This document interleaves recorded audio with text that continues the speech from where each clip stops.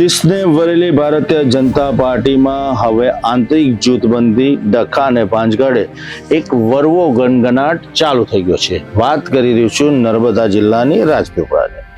એક બાજુ સંગઠન છે, બીજી બાજુ ચૂંટાયેલી પાક છે। સાંસદ અને ધારાસભ્ય એક જ નાવડીમાં બેસીને સંગઠન પર આકરા પ્રહારો કરી રહ્યા છે। ધરણા પર બેસી ગયા અને ત્યારબાદ પ્રદેશની નેતાગીરી અને સમજાવટથી ઊભા પણ થઈ ગયા।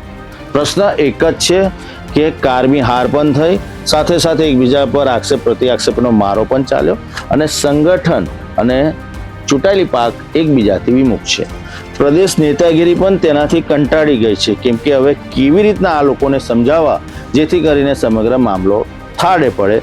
પરંતુ હાલમાં ભારતીય જનતા પાર્ટીની શિસ્તનું વસ્ત્રાહરણ નર્મદા જિલ્લામાં જોવા મળી રહ્યું છે।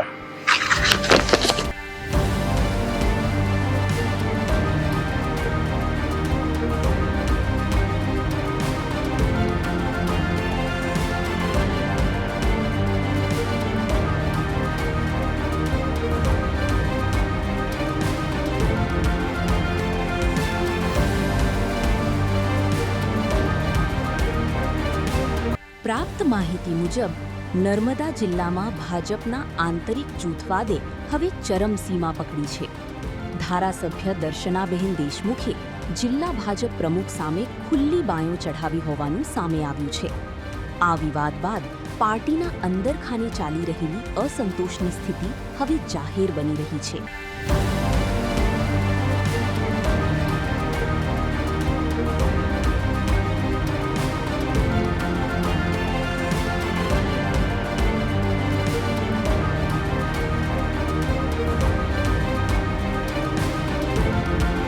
વિવાદમાં ધારાસભ્યના સમર્થનમાં સ્થાનિક આદિવાસી નેતાઓ અને સમર્થકો પણ જોડાયા છે। તેમનું કહેવું છે કે ધારાસભ્યનું અપમાન સહન કરવામાં નહીં આવે। સાથે જ આ મામલે પુરાવાઓ સાથે ગાંધીનગર અને પ્રદેશ કાર્યાલય સુધી રજૂઆત કરવાની તૈયારી ચાલી રહી હોવાનું પણ સામે આવ્યું છે।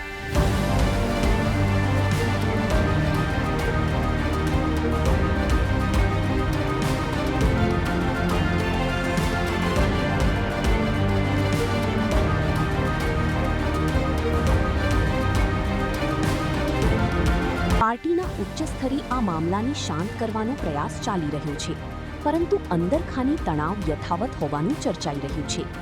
આ સમગ્ર ઘટનાક્રમ વચ્ચે અન્ય રાજકીય પક્ષોમાં પણ હલચલ જોવા મળી રહી છે અને સ્થાનિક રાજકારણમાં નવા સમીકરણો ઊભા થવાની શક્યતા વ્યક્ત કરવામાં આવી રહી છે।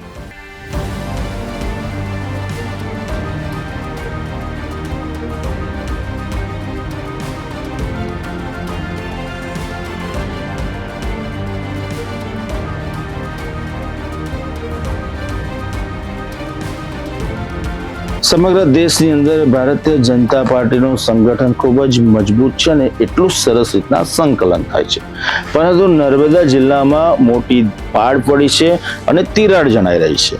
હવે ચૂંટાયેલી પાક સંગઠન પર અને સંગઠનના તમામ હોદ્દેદારો ચૂંટાયેલી પાક પર આક્ષેપ કરી રહ્યા છે। ચોક્કસ વાકું પડ્યું છે કોઈક બાબતે, કેમ કે આ તો નેતાજીનું અગડબગડ છે, પરંતુ મુદ્દા બીજા રજૂ કરવામાં આવી રહ્યા છે।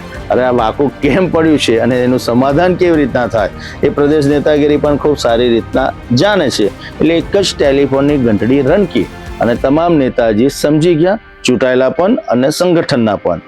ચૂંટાયેલા ધરના પરથી ઊભા થઈ ગયા અને સંગઠનવાળા ચૂપ થઈ ગયા। મામલો ધીરે ધીરે શાંત પડે એ ખૂબ જરૂરી છે। આગામી દિવસમાં સૌ કોઈની મીટ મંડાઈ રહી છે અલગ અલગ મુદ્દા ઉપર, કેમ કે આ આંતરિક ડખો છે અને ભારતીય જનતા પાર્ટીની પ્રદેશનું જે હાઈકમાન્ડ છે સારી રીતના જાણે છે કે તેને કેવી રીતના શાંત કરવું। કેમ કે બીજી બાજુ તો આ પાર્ટીના ધારાસભ્ય તો પ્રહાર પણ ચાલુ કરી દીધા, હવે કોંગ્રેસનો વારો છે। પરંતુ આંતરિક જે પણ ભાંજગડ હોય, કલે હોય, એ પાર્ટીનો વિષય છે, બીજા કોઈનો નહીં, કેમ કે છેલ્લે તો આ નેતાજીનું અગડમ બગડમ છે।